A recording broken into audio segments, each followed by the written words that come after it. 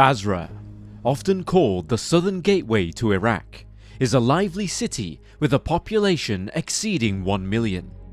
This historic metropolis has been a bustling centre of commerce and culture for centuries. Its busy docks play a crucial role in trading valuable commodities like dates and oil, and the region surrounding Basra is famous for its rich oil reserves, with a local refinery dedicated to processing this vital resource. To the southeast, the Rumaila oil field boasts billions of barrels of crude oil, contributing about 14% of the world's total oil supply. Furthermore, northeast of the city lies the West Kurna field, recognized as the second largest oil field globally. Yet despite its wealth of resources, Basra has faced significant challenges throughout its history, primarily due to the impact of enduring modern conflicts. In 1914, British forces seized control of Basra from the Ottoman Empire, and it wasn't until 1932 that British troops withdrew, allowing Iraq to attain nominal independence. However, during World War II, the Anglo-Iraqi War briefly erupted in 1941, with British forces regaining control of Basra and its surroundings without much resistance, as they sought to advance towards Baghdad. The conflict concluded before this goal could be achieved. In the 1980s, Basra became a primary target during the Iran-Iraq War, and was subsequently bombed by the United States during the Gulf War in 1991. That same year, the city saw a major uprising aimed at toppling Saddam Hussein, fueled by the US-led expulsion of the Iraqi army from Kuwait. Initially, residents had high hopes for support from the US, but that optimism quickly faded when such assistance failed to materialize. Consequently, Basra endured years of sanctions, bombings, and severe oppression under Hussein's regime. Throughout the 1990s, the city witnessed a troubling rise in birth defects and childhood cancers. This was largely attributed to the US's use of depleted uranium munitions used during the 1991 conflict.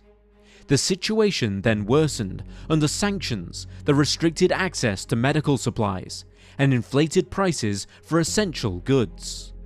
By spring 2003, British forces prepared for the Iraq War, putting Basra right back into the line of fire, where one of the most intense and notorious battles unfolded. The campaign was marked by striking scenes of Challenger tanks manoeuvring through the scorching heat, and infantry navigating the ancient streets that had witnessed generations pass before the arrival of modern conflict. This is the story of the Battle of Basra. Welcome to Wars of the World.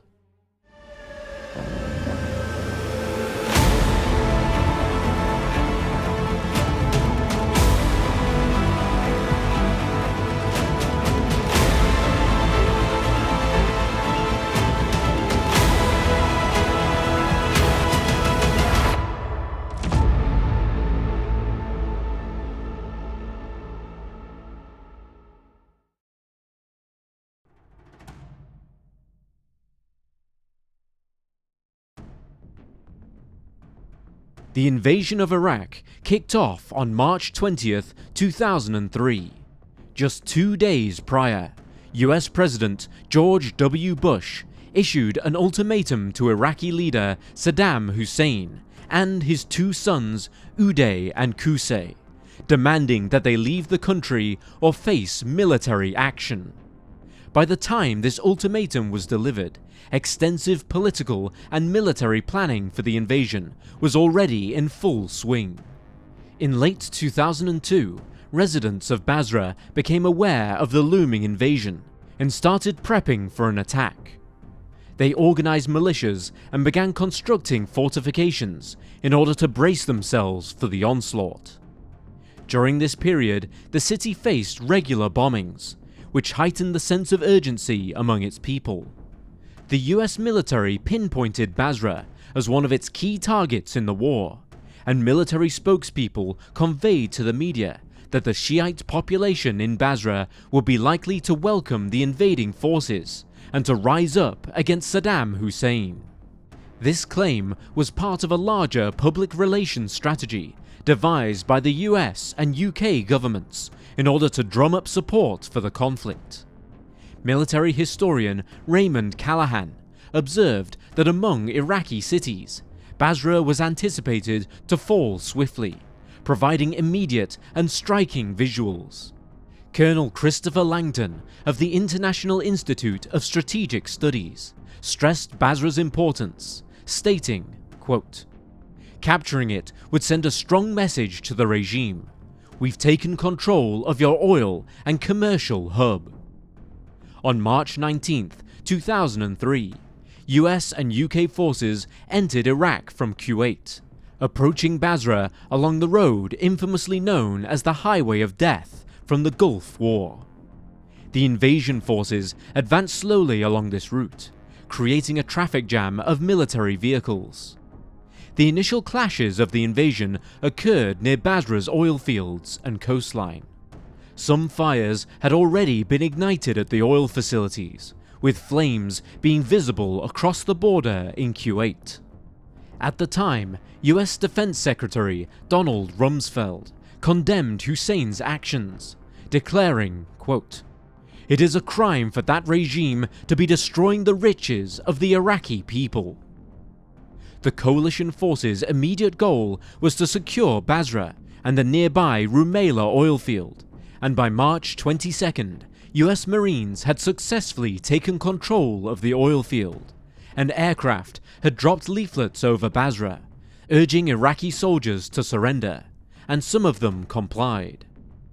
On March 23rd, 2 soldiers from the Royal Engineers, Sapper Luke Alsop and Staff Sergeant Simon Cullingworth, were both captured in an ambush by Fedayeen fighters on the outskirts of Basra. Unfortunately, both were later killed. The following day, Lance Corporal Barry Stephen of the 1st Battalion Black Watch Regiment lost his life when a rocket-propelled grenade struck near his armoured vehicle in Al-Zubayr, close to Basra. This was followed by another tragedy, when on March 25th, a Challenger 2 tank suffered friendly fire from another British tank stationed outside Basra, resulting in the deaths of 2 British soldiers, Corporal Stephen John Albert and Trooper Geoffrey Clark.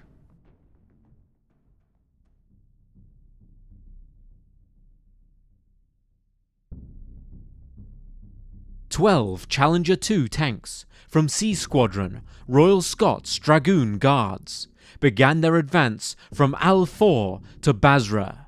Coalition forces had faced unexpected resistance in and around Basra, and after several days of fighting, most American troops had shifted their focus northward, leaving Basra under a protracted siege led by British forces, who were deemed better suited for the situation due to their prior experiences in Iraq and Northern Ireland. British ground forces consisted of the 7th Armoured Brigade, affectionately known as the Desert Rats. They were tasked with spearheading the advance into the region. They were supported by the Royal Scots Dragoon Guards, equipped with advanced Challenger 2 tanks that provided formidable firepower and protection. Additionally, the Royal Marines from the 3 Commando Brigade played a critical role, employing amphibious assault techniques to advance through the waterways that dissected the region. Reinforcements included specialized infantry units, combat engineers, artillery gunners, communications personnel, medical teams, and logistics specialists, each of whom was vital to the operation's success and the safety of both troops and civilians.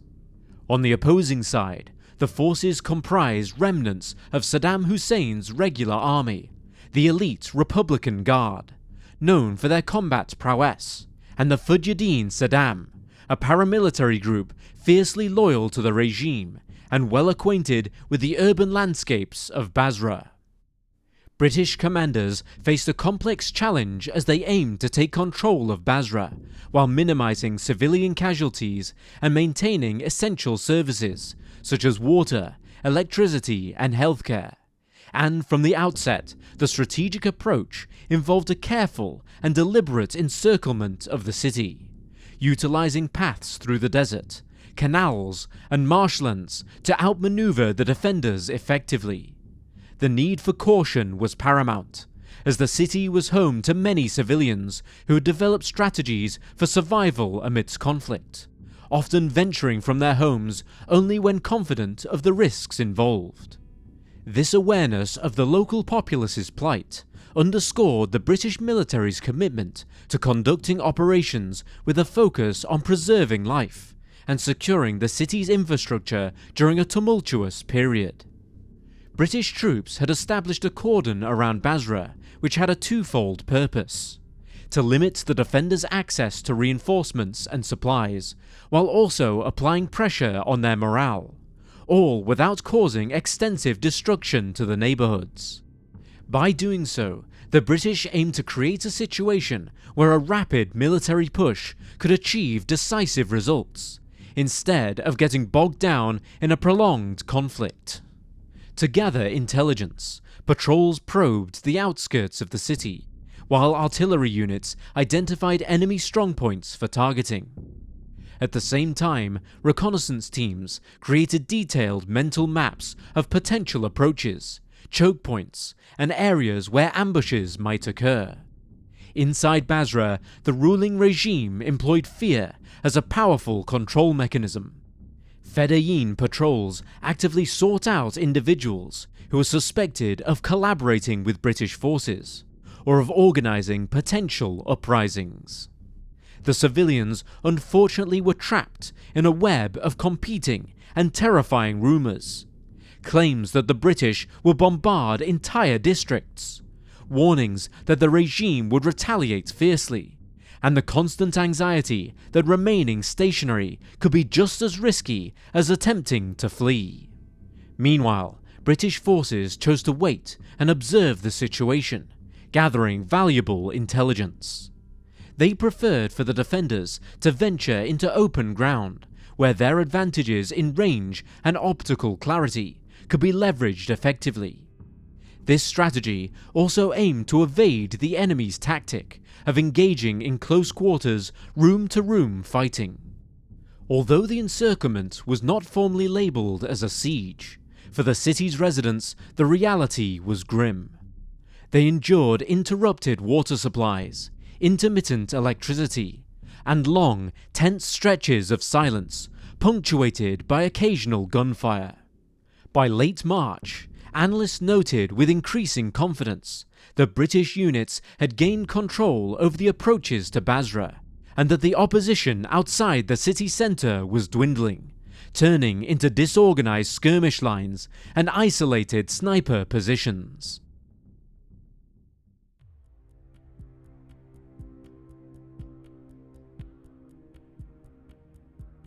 On March 27, 2003, a standoff escalated into the largest British armoured engagement since World War II. Iraqi armoured units, prominently featuring T-55 tanks, launched an offensive from the southern approaches of Basra, aiming to disrupt the British encirclement and penetrate their defences. In response, the Royal Scots Dragoon Guards deployed their modern Challenger 2 tanks. Equipped with advanced thermal imaging sights, these tanks could detect heat signatures over considerable distances, allowing them to engage targets effectively before being seen. Their powerful 120mm guns significantly outranged the weaponry available to the Iraqi crews. In a matter of just minutes, the conflict unfolded dramatically, resulting in a one-sided outcome.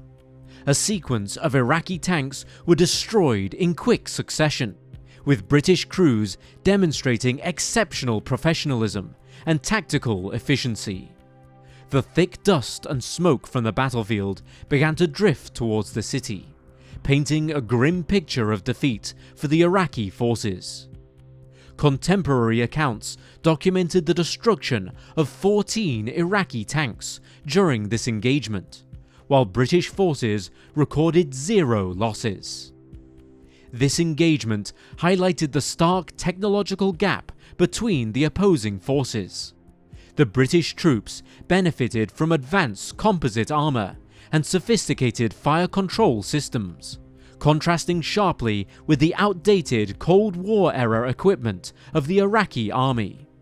Tactically, the British forces displayed well-coordinated combined arms operations, emphasizing teamwork, while the Iraqi forces launched their assault with a lack of effective coordination and planning. The significance of this battle extended beyond the destruction of machinery. It sent a powerful message to the Iraqi defenders that any attempts at armoured counterattacks would likely be futile. It also served as a crucial reminder to the British planners that while they enjoyed a substantial advantage in open terrain, those benefits would diminish significantly when faced with the complexities of urban environments, characterized by narrow alleys and multi-story buildings.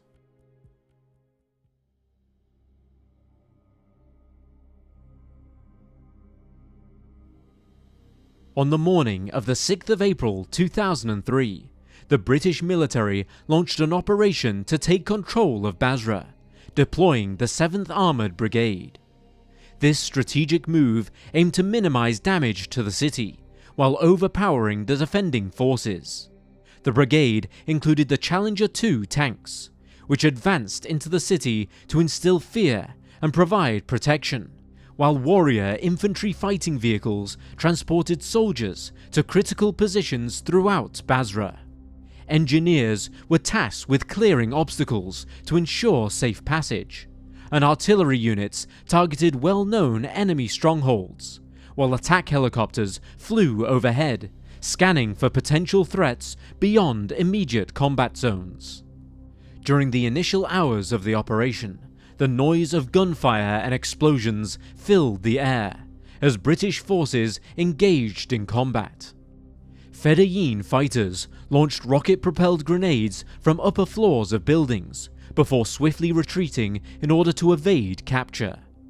Snipers positioned themselves in windows and minarets, picking off targets while remaining concealed, and small arms fire echoed around street corners that appeared calm from a distance of only 50 meters. The British troops carefully followed their engagement protocols, which were designed to safeguard civilians, even though these protocols often slowed their progress. In the older sections of Basra, where the narrow lanes were designed for pedestrians rather than armoured vehicles, infantry soldiers dismounted and advanced on foot.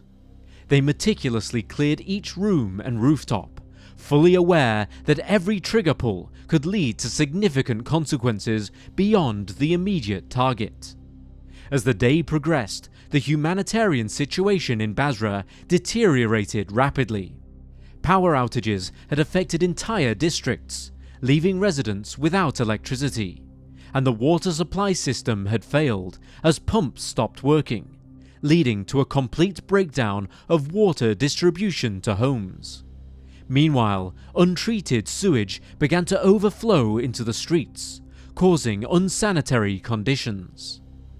Medical professionals struggled with severe shortages of supplies and were forced to use triage methods, prioritizing care for the most critical cases.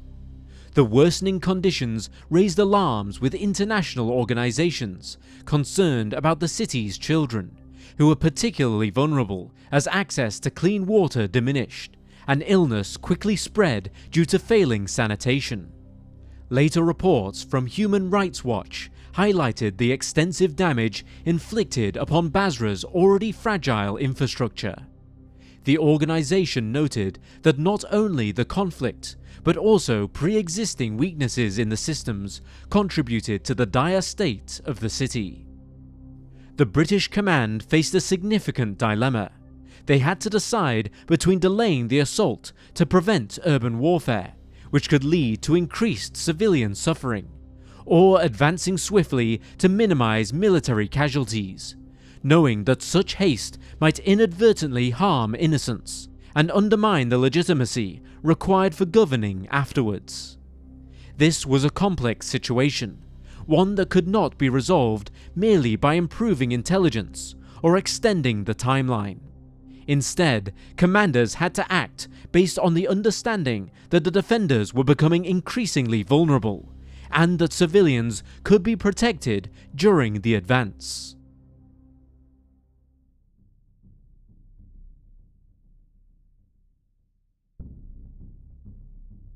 Occupation soon began after victory, but with the authority of the former regime dissolving, Basra divided predictably along lines of chaos. Looters aggressively stripped government ministries and schools of anything valuable, leaving behind empty shells of buildings. The police force largely disappeared, with some officers returning hesitantly, but they had little authority beyond wearing their uniforms. Various armed groups emerged, including militias forming in response to the situation, and opportunistic criminals who pretended to align with political goals. British troops who were trained to confront armoured vehicles and to breach fortified positions, instead found themselves dealing with day-to-day challenges. They redirected traffic at blown-out intersections, stood guard at hospitals that experienced blackouts after sunset, and escorted water trucks to neighbourhoods where the lack of clean water could ignite public unrest. The humanitarian crisis deepened further before showing signs of improvement, as restoring essential services and networks takes much longer than the work of dismantling them. But nevertheless, amidst the turmoil, these days brought a sense of emotional release.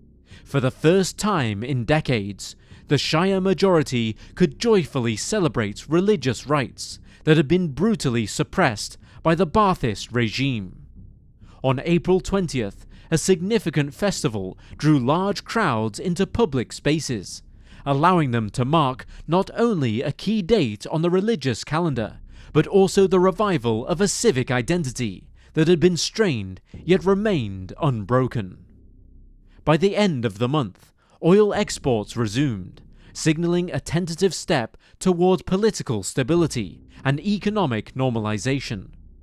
While the narrative of liberation flickered across TV screens around the world, in Basra it felt like a light that briefly hums to life, only to flicker again.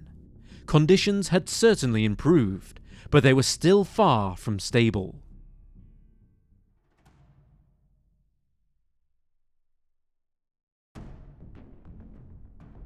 By early June 2003, human rights groups confirmed what many people in Basra already knew. Their safety depended on quickly restoring essential services and establishing order. After the fall of the regime, crime and insecurity had risen sharply, filling the gap left by the old government. The city's infrastructure, which was barely working before the war, now faced a complete breakdown. Water systems showed this crisis clearly. Without electricity to run the pumps, and without chlorine for water treatment, neighbourhoods quickly became unsafe. British engineers worked closely with Iraqi technicians in order to restore water flow, often with soldiers standing guard who had just days earlier been clearing the streets of armed gunmen. This time shaped the occupation. British forces had too few resources to make immediate improvements, while local institutions were weak and could not govern effectively. It became clear that armed forces alone could not rebuild this society. In September 2003, a tragic incident occurred which changed the views on military forces in the area. Baha Mousa, a hotel receptionist in Basra, died in British custody after suffering 36 hours of severe abuse from British soldiers. An investigation found serious injuries and abusive practices, including hooding and forced stress positions, which international law forbids. One soldier admitted to the abuse, but most others were found not guilty of any wrongdoing. This case left a deep scar on the British military. For many Iraqis, it highlighted the negative impact of the occupation on civilian life, and for British soldiers who valued their professionalism, it was a painful wake-up call that the line between protector and abuser could easily be blurred. Although British commanders aimed to build trust with strategies and rules of engagement, this incident weakened their moral authority. Rebuilding trust with a grieving and suspicious population would be a hard challenge indeed. The situation in Basra continued to change, even after British forces retreated to their new base at the airport. In March 2008, the Iraqi government launched Operation Charge of the Knights to confront the powerful militias in the city. This tested the Iraqi security forces, which often seemed weak. Throughout the operation, Iraqi units showed determination to reclaim control, but they still depended heavily on support from coalition forces. The militias fought back fiercely, but could not achieve a clear victory. The citizens of Basra faced another period marked by fear and strict curfews.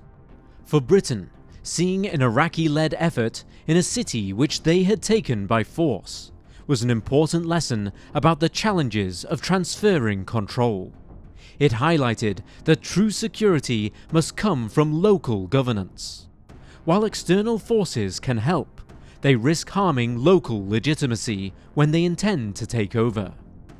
On March 31st, 2009, Britain officially handed over its last major military base in southern Iraq, Basra Airport, to US forces and then reduced their military presence. Official reports said that Basra had become safer and more hopeful, showing some signs of progress. However, residents' accounts revealed that the city remained unstable. Power often shifted unexpectedly, and basic services like electricity could fail at any time.